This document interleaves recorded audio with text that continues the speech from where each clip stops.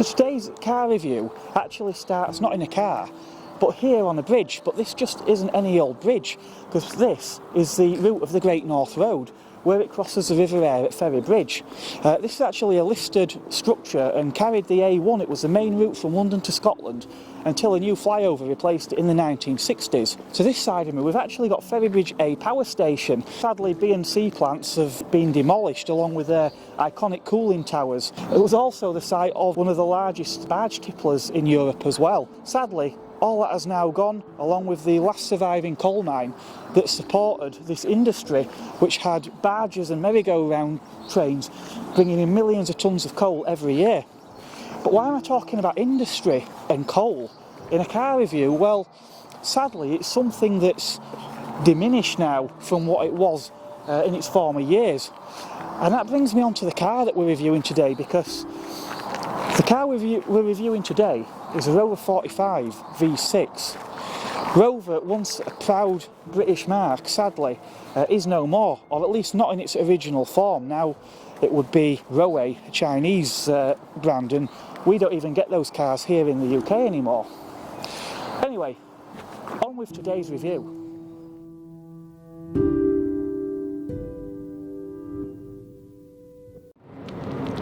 This car may well look familiar to you, and you'd be forgiven for thinking so, because this car has been loaned to me today by Joseph Lloyd of the Lloyd Vehicle Consulting YouTube channel.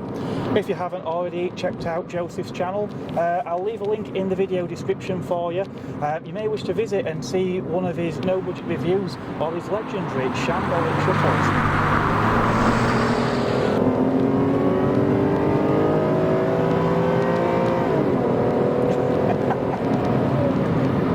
So, the humble Rover 45, you can actually trace its lineage back a little bit further. You could trace it back probably to the 400, and if you scratch back a bit further, I'm sure there's probably some Rover R8 still in here. Certainly some of the switchgear, if nothing else.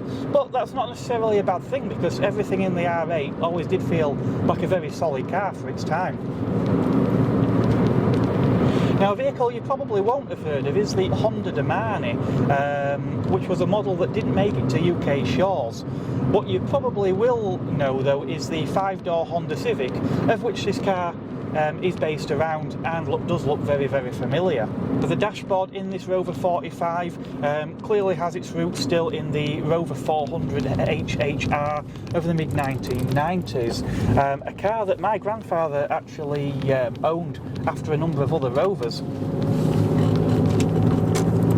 Now, the Rover 400 HHR was actually born out of the very fruitful relationship between Rover and Honda, which produced many, many different models over the course of a few decades, and some quite good cars too.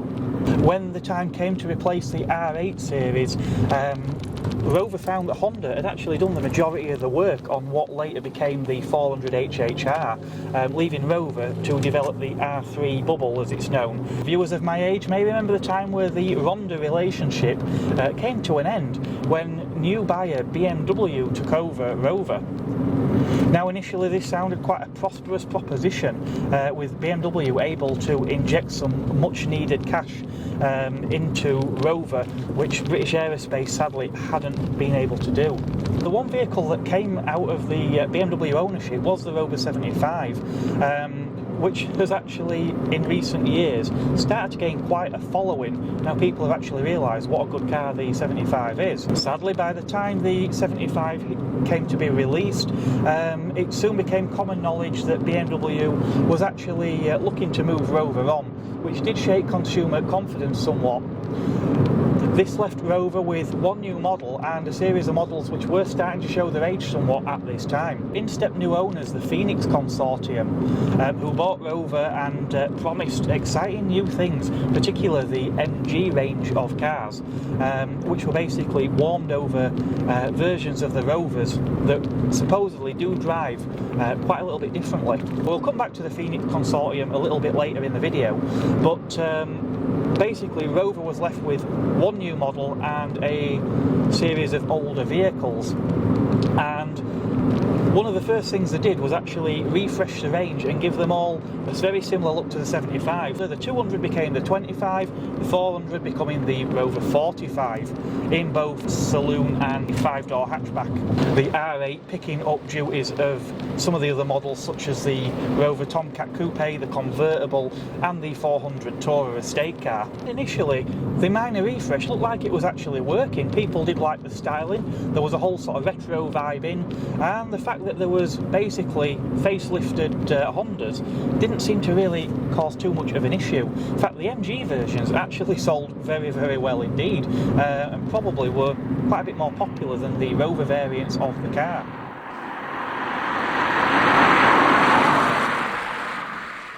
Sadly, the story did deteriorate a little bit from there though. The Phoenix consortium bringing in Project Drive, where they gradually started to cheapen the cars.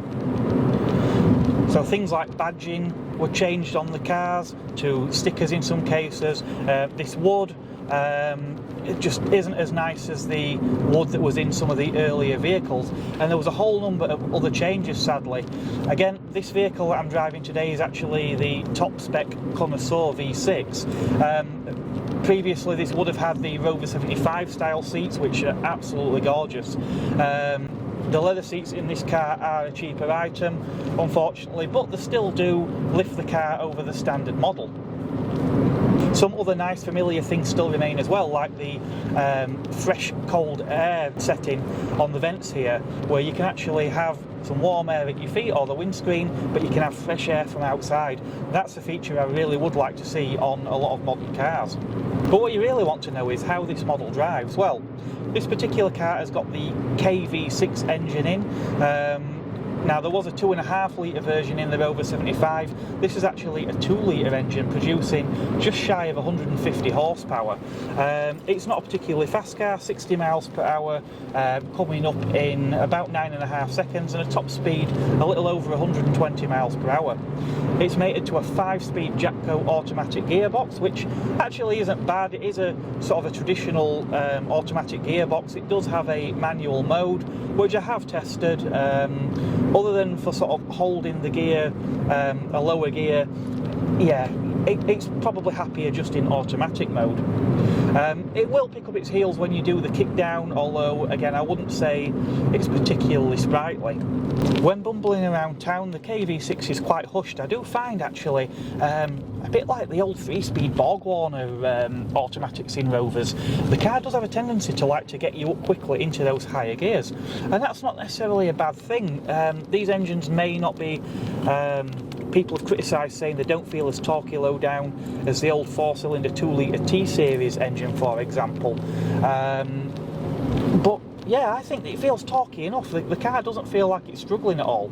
As I say, it doesn't feel fast, but it certainly feels refined enough and like it can pull its own weight. It's also quite a sweet sounding engine when the revs do start to rise. One thing you do notice with this car though is when you put your foot down is how it does actually like to rev. You'll put your foot down, the automatic gearbox will kick down, and the revs will start to rise to 3,000–4,000 RPM, onto 5, and at that point you're thinking, yeah, the car's probably about to shift up now. And it doesn't. You keep your foot buried in the Wilton, and the revs rise a little bit more, 5,500, 6,000 RPM. Still it doesn't change up. If you keep your foot buried in the carpet, you will find that this car will actually shift up at a shade over 7,000 RPM. Now, I must admit, I expected this car to be sort of quite wafty. I thought, you don't buy a V6 Rover for performance. If you wanted a performance model, you would probably favour the MG version. But actually, when the revs do rise past 5,000, the whole character of this car actually changes, and it does actually feel quite racy.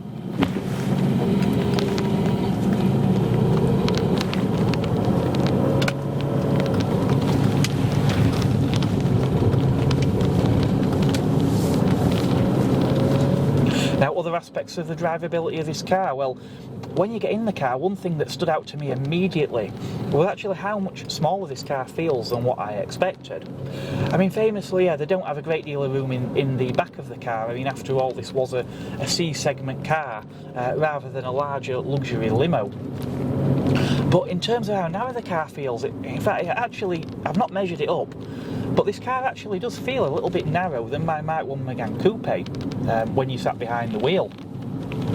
The whole car does sort of shrink around you. It is a saloon, and beyond the bottom of the rear glass you can't really actually see much of what's behind you, so you would have to be careful obviously when parking with a Rover 400 or 45. Something else I've actually found in here as well is even with the seat on its lowest setting where I would have it, you do actually feel like you sit quite high in this car.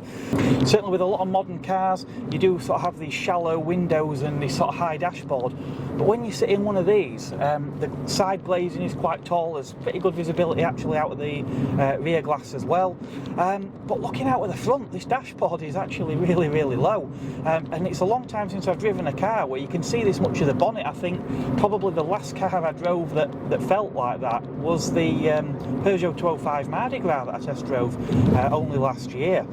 This is certainly a quality that many of us miss in modern cars, and something you do tend to forget about until you get back in a car of an older generation. Again, though the pillars are perhaps not as slender as on something from the sort of 60s, 70s, 80s, they're still nowhere near as chunky as on a lot of other modern vehicles. Despite this car now being around 20 years old, everything does still feel solid. I mean, again, sadly a few things were cheapened, like we've lost the wood on the doors here, and the door cards have gone a little bit baggy. Again, I'm told that is a fairly common issue with these vehicles anyway, but again, for a car of this age, you know, you really can sort of forgive that. Now the steering on these is hydraulic power assisted, obviously quite a bit heavier than a lot of the systems that we're used to on modern cars, which are now electronic, but I actually quite like that. I'd say the steering feels nicely weighted and feels quite precise as well, so I do approve. The only thing you will notice with this car is obviously that it is a little bit nose heavy, and for that reason it probably does take you a little bit of time just to feel confident enough to really press on with this car. In reality though, you don't buy a Rover 45 to go racing around. As I've said before, you would probably much sooner pick the MG variant for that purpose.